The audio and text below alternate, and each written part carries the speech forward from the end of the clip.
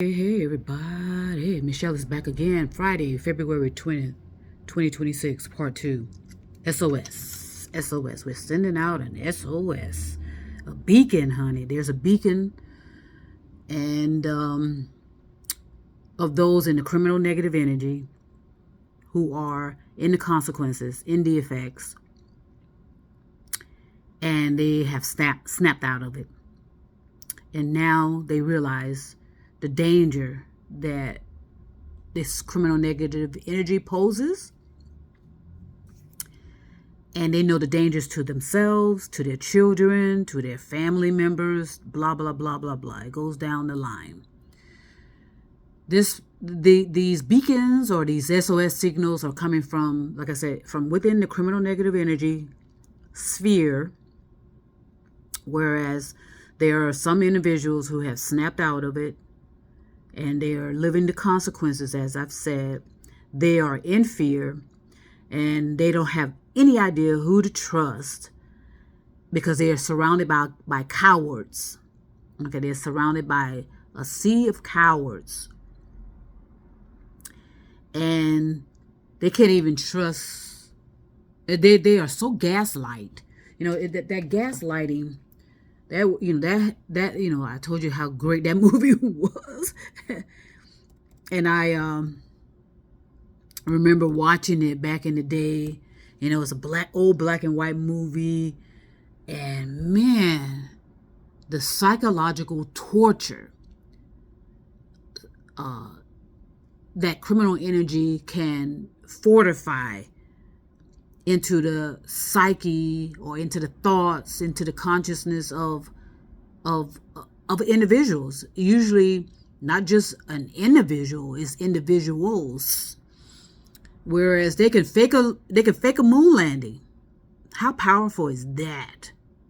To indoctrinate someone so much that they believed that they were on the moon back in 1969. I think it was Apollo 11. They were nowhere near it. These individuals that were involved in that, they had no idea how manipulated they were. And that can happen to the best of us. It can happen to me. It can happen to you, because we can all be easily hypnotized. Okay, whereas we have these visions of stuff that appear to be true and appear to be real. That can happen to all of us, sadly, on this planet, specifically on this planet. Gaslight. It's a form of psychological manipulation where one person causes another to question their own reality, their memories, perception, often leading to confusion and loss of self-esteem. Okay, that is so. I have so much compassion for people that are going through that. You're in this criminal negative energy. It was either via nepotism, pedigree, by proxy, or via religion, via politics, law enforcement. I remember when I was a first responder, in law enforcement. Hey, let's make that very clear.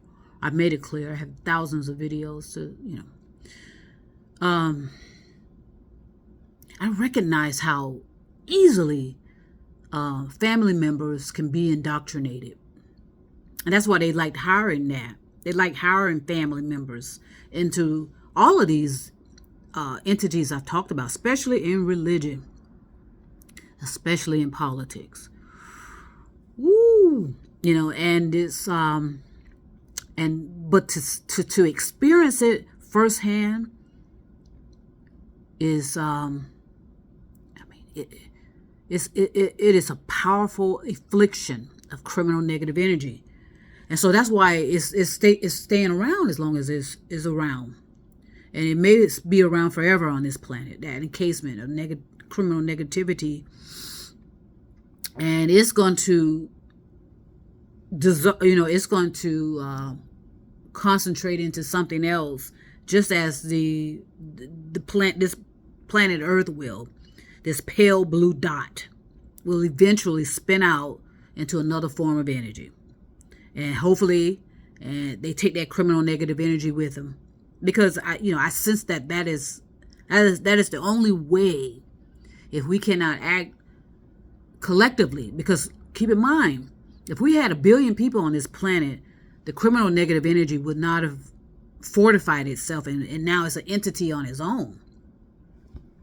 It's a form of energy that's pulsating on its own. And it's a case around this planet. You remember the movie The Blob? I remember that when I was young too. Oh my God. That movie, even though it was, it's probably nothing like what I was, when I was a young girl. My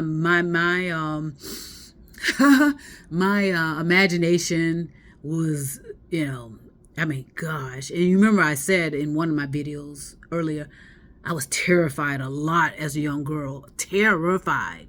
But then when I revisited in my adulthood, I realized, okay, it was just my imagination was just all over the place. And thankfully, again, we had the environment where I can be in all kind of fantasies and hallucinations and delusions and just create, essentially, literally, because of the intensity of my thoughts.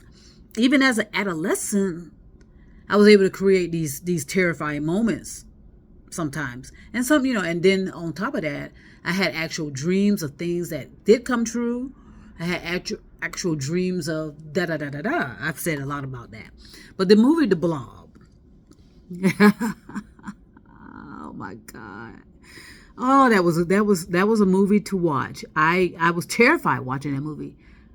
But I haven't watched it in decades upon decades. And I'm pretty sure if I watch it now, I'll probably say, well, okay, what was the big deal about that? And it was I see it as a metaphor, actually. Let me see. I don't have my stand. So let me see if I type this in, see what it will reveal.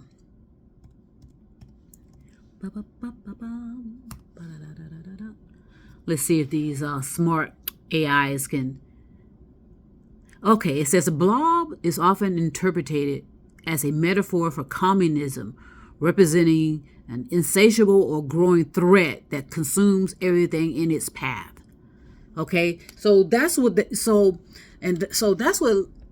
that's one of the creative ways a lot of people attempted to snap people out of it and wake people up and say, look, because because a lot of people that had attempted to be a hero have died.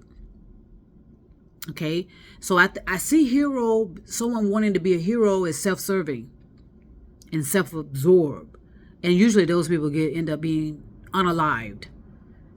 Bravery, however, involves, considering all of the modalities and being creative about how to disseminate to the audience in hopes of them thinking for themselves.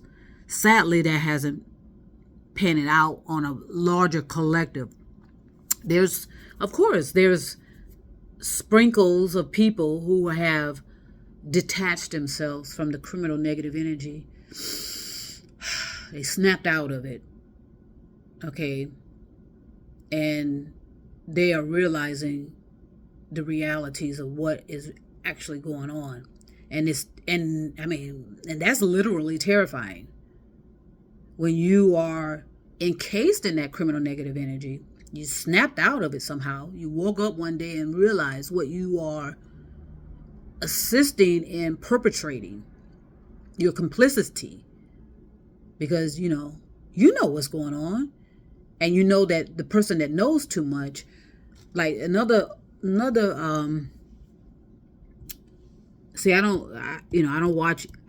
have to watch anything that's being put out. Some things I do, of course. Some people I'll go and watch your movie, and then I like that, but to be honest, nothing captures a lot of the imagination than some of the the directors, filmmakers, artists, especially in music. Oh man. Then what happened between, I would say, the 40s and the 70s, maybe some of the 80s. There were so many missed opportunities there. And I think a lot of these creative filmmakers attempted to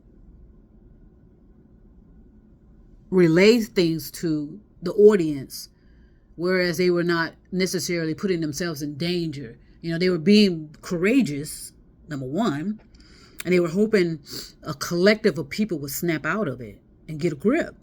That's why I talk about the black female, the biological black female icons. A lot of them did that. Okay, a lot of them did that. And then there was this one particular icon who, who was non-black.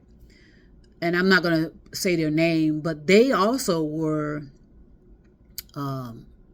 attempting to warn the audience, the public, their fans, their followers, that how we are. And, it went right over their heads. So that's why I say, don't be so concerned about people following you. Do not be concerned about people liking you, because a lot of them are not thinking for themselves. They're delusional. They're hallucinating. They're attempting to eat you up, literally, figuratively and metaphorically, and take and be you. Transform and morph themselves into you. They want what you have. That's why they follow you. Okay? They want pieces of you, literally. They want to eat you alive. They figure if they can eat you alive, they can get all that attention on them and take it off of you. So you so-called influencers, you so-called celebrities, you need to protect yourself. If you're not paying attention to what happens usually to because celebrities is a small collective of people anyway. But we make them out to be just this blob, literally, figuratively, and metaphorically. So there were a lot of filmmakers back in the day who attempted to wake us up via their craft, via their creativity. And again, like I said, it went over our heads. It just went. And then the people that understood what it all meant, they were looking for the financial gain of it all. They were turning it all into commodities. Instead of assisting humanity, they wanted to turn humanity into a commodity. And they did. And it worked. Talk about criminal negative energy. Okay? Are those also in that tentacle? They see everything as a commodity. Everything is a commodity. And they are destroying the names of those who were actual brave. They're destroying the names of people who demonstrated the act of bravery. And I can guarantee you, if you go back to some of these age-old filmmakers, you will discover after over 50 years, or so, the message they were attempting to relay to us. They were sending out S.O.S. as well. They were sending out beacons as well. But we all missed it. So, yeah, I'll say a little bit more. So, again, the consequences a lot of people are facing is due to their complacency, their arrogance.